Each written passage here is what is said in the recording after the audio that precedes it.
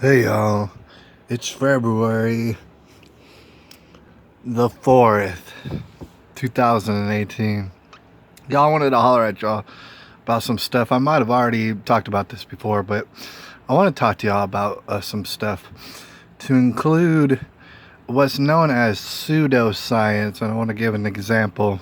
And I'm not sure if I've given it before, but pseudoscience. I got to tell you, me personally, I'm a big fan of science. A lot of people don't know that because of the whole Jesus thing, but I really like science because you find out all sort of things. You find out all sort of glorious things. And, you find out things that could industrialize things and make them more available to people, and make people's lives a little bit easier and stuff. Just to know all the different aspects that are pertaining to science, such as like the weather, or what I'm saying, technological advancements and things of this nature. Love science, but the biggest part I like about science is that it's never settled. People a lot of times lose sight of that. A lot of times it's not brought up too much in schools, but I wanted to remind everybody the reason in which why I like science so much is because it really doesn't settle.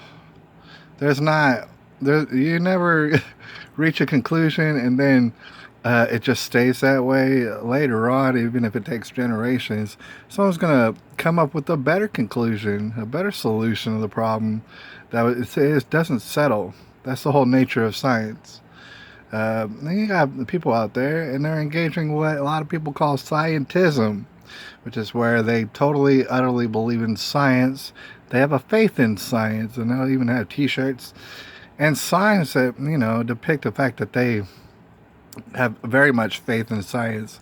Which, if you dive into it even a little bit, it doesn't make sense because, like I said, I truly enjoy science, man. I like hearing about it. I like knowing about it. All right, but it's not something that you can have faith in because, like I said, it's not settled.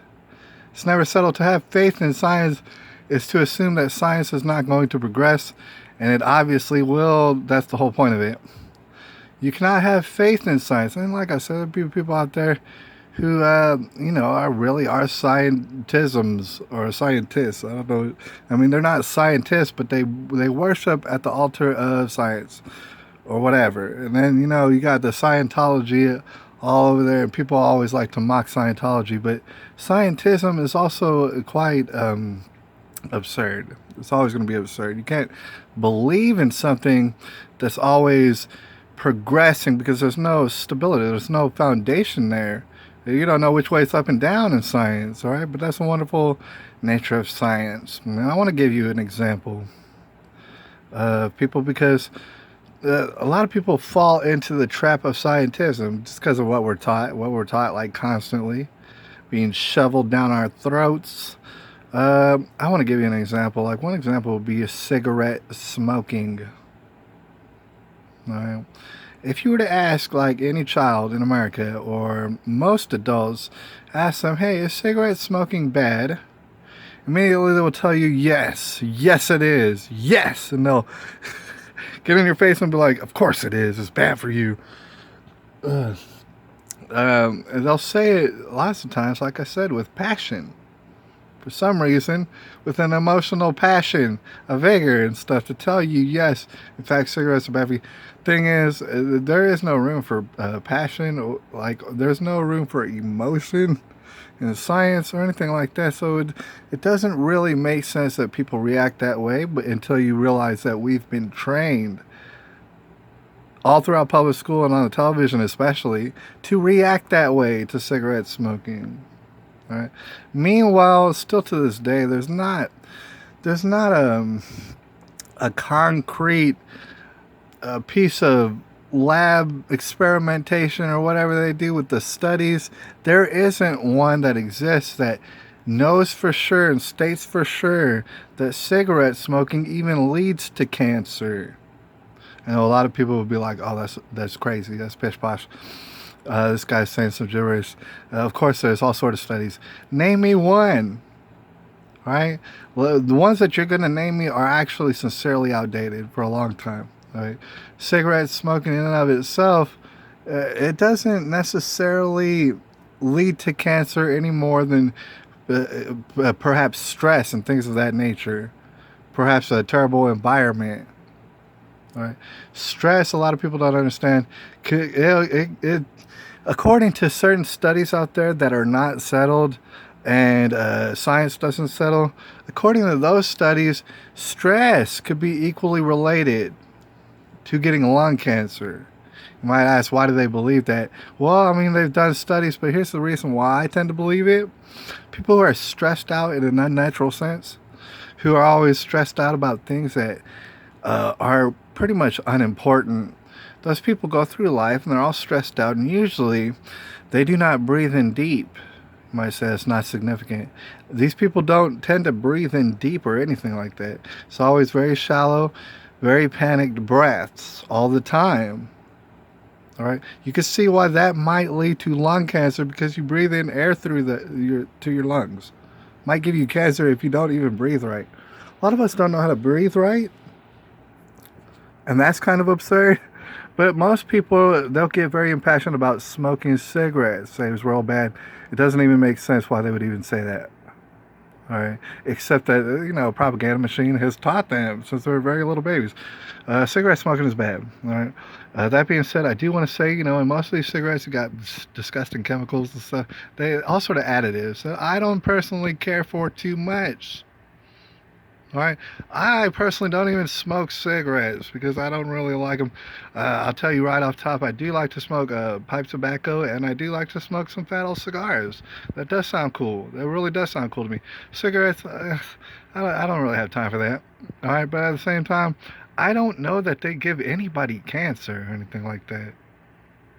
I have a homegirl, and she ain't never gonna quit smoking cigarettes. All right.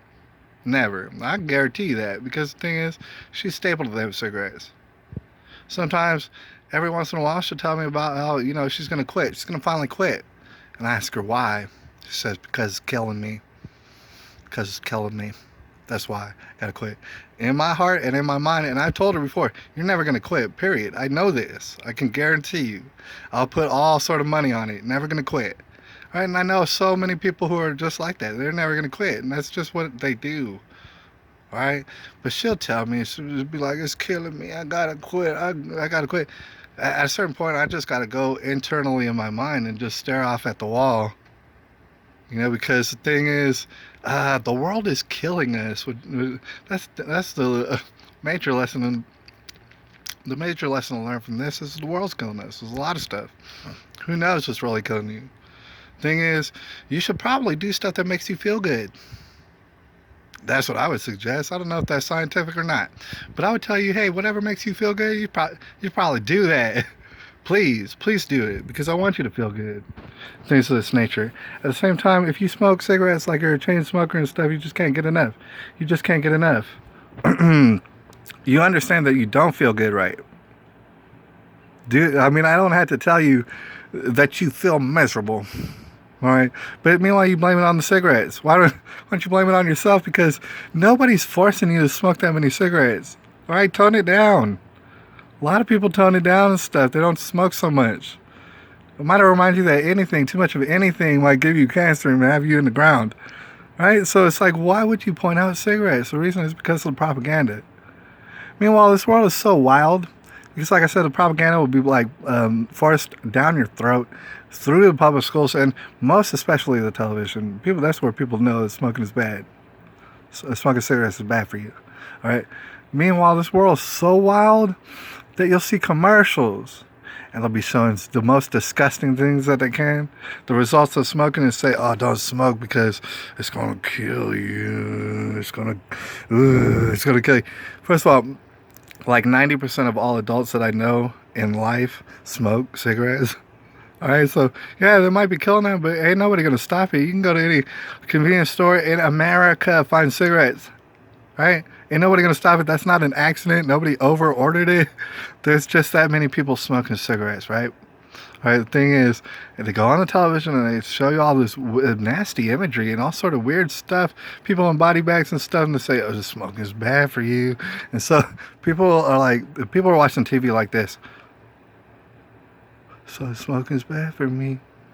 Smoking is bad, and then they get it all emotional in their hearts, and they go off preaching it to people. Like I said, they worship this sort of thing. They say, "Hey, you know, smoking is bad for you. You shouldn't do it. You shouldn't do it. I seen awful imagery on the television." Right? Meanwhile, think about this.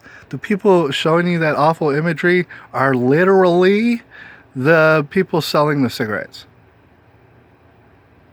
They are the same people. They don't do it because they feel like what they're selling is dangerous. They do it for one, to save their own asses on liability, because insurance is kind of messed up and these lawyers are kind of messed up. They like to sue people for all sort of money, all sort of millions. Meanwhile, the cigarette companies are making billions, right? Ain't nothing but a thorn in their side and stuff, taking millions out of their pocket. Meanwhile, you got to understand about these commercials. First of all, everything on television is filled up with lies. It's garbage to your ears and your eyes, but you like it. Some people do. I don't know. So a lot of people do. I don't. But the thing is, the commercials are made by the cigarette company. The reason is because, like I said, they get to shirk off all sort of liability for people who use their product. Thing is, nobody told you to smoke so many cigarettes every day. The cigarette company did not tell you that, but they did put a commercial on. And they know for a fact that it don't matter what imagery is on television. It's just going to remind certain people to smoke cigarettes. That's the beauty of advertisement. The tobacco company knows about it. They know that people are just going to continue to smoke it regardless. Let me tell you something, with or without commercials trying to keep you safe, people would be smoking a lot of cigarettes. A lot of cigarettes. A lot of cigarettes in America and all over the world. You got to ask yourself, why is that? Is it because they love to kill themselves? Because they're all masochists or something like that? Or do the cigarettes make them feel good? All right, that might be possible. Anyways, I like science, y'all. Don't try to tell me I don't like science. The thing is, I don't know if it's something to worship or anything like that. As we're balls deep up in the tribulation, y'all. It's February the 4th, 2018, and I'll holler at y'all a little bit later.